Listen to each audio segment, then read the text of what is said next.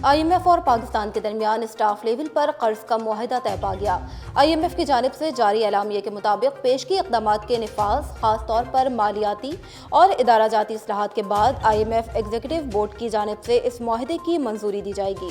معاہدے کی منظوری کے بعد IMF پاکستان کو 1,05,90,00,000 ڈالر کا قرضہ جاری کرے گا۔ پاک فوج کے شعبہ تعلقات عامہ کے مطابق ISI کے سابق سربراہ لیفٹیننٹ جنرل فیض حمید نے کور کمانڈر پشاور کی کمان سنبھال لی۔ کور ہیڈ کوارٹر پشاور میں شاندار تقریب منعقد ہوئی۔ تقریب میں لیفٹیننٹ جنرل نعمان محمود نے کور پشاور کی کمان لیفٹیننٹ جنرل فیض حمید کے حوالے کی۔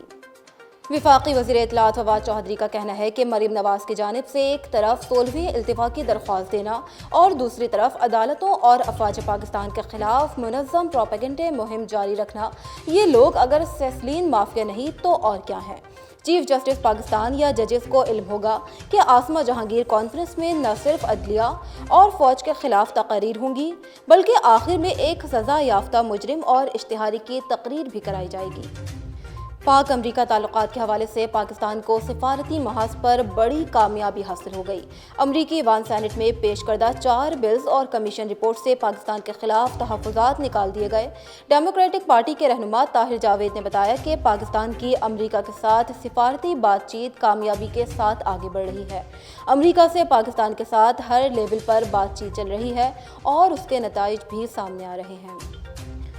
سپریم کورٹ نے سندھ کی عدلیہ میں خلاف قانون بھرتیوں پر رجسٹرار سندھ ہائی کورٹ کو طلب کر لیا۔ رجسٹرار کو 2017 سے اب تک ہونے والی تمام تعیناتیوں کا ریکارڈ بھی پیش کرنے کا حکم۔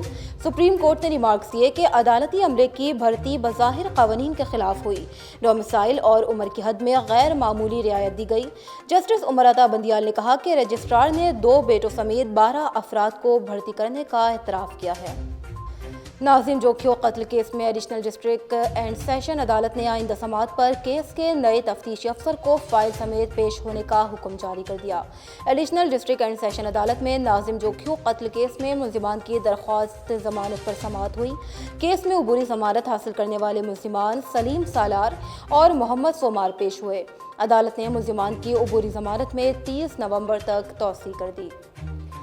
مسلم لیگ نون کے رہنما پرویز رشید کا کہنا ہے کہ جو اپنی آواز پہچاننے سے معذوری ظاہر کر رہا ہے وہ کل اپنے لکھے فیصلوں سے بھی مکر جائے گا۔ پرویز رشید نے ثاقب نثار کی مبینہ آڈیو پر رد عمل دیتے ہوئے کہا کہ عاصمہ جہانگیر کانفرنس کے موقع پر انٹرنیٹ کی تاریں کاٹ کر اور جیمرز لگا کر شرکاء کو نواز شریف کی تقریر سننے سے محروم رکھنے کی کوشش کی گئی۔ لیگی رہنما نے کہا کہ فسطائی اور شیطانی کوشش عمرانی حکومت کے خوف کی نشانی ہے جو جھوٹ کو سچ سے ہوتا ہے۔ ترجمان پنجاب حکومت حسان خاور کا کہنا ہے کہ سوچی سمجھی سازش کے تحت اداروں کی تذہیق ہو رہی ہے۔ حسان خاور کی جانب سے نون لیگ پر نام لیے بغیر تنقید کی گئی۔ حسان خاور نے میڈیا سے گفتگو کے دوران کہا کہ کبھی آپ امریکہ سے بندہ روانہ کرتے ہیں جو لندن رک کر بیان حلفی جمع کراتا ہے، آڈیو ویڈیوز مصدقہ ہیں تو عدالت میں پیش کریں۔ Chairman Pakistan cricket board Rameez Raja director national high performance centre کی کارکردگی سے غیر مطمئن ہے، جس کے باعث ڈائریکٹر ندیم خان سمیت وسیع پیمانے پر تبدیلیوں کا امکان ہے۔ ذرائع کے مطابق وکٹ کیپنگ کوچ عتیق الزمان نے عہدے سے استعفیٰ دینے کا فیصلہ کیا ہے، جبکہ محمد زاہد اور گرانٹ بریڈہرن بھی عہدے سے الگ ہو چکے ہیں اور اب ڈائریکٹر ندیم خان کو بھی عہدے سے الگ کیے جانے کا امکان ہے۔ اور افغان ثقافت کے منافی ڈرامے، فلموں اور پروگراموں پر پابندی عائد کر دی گئی۔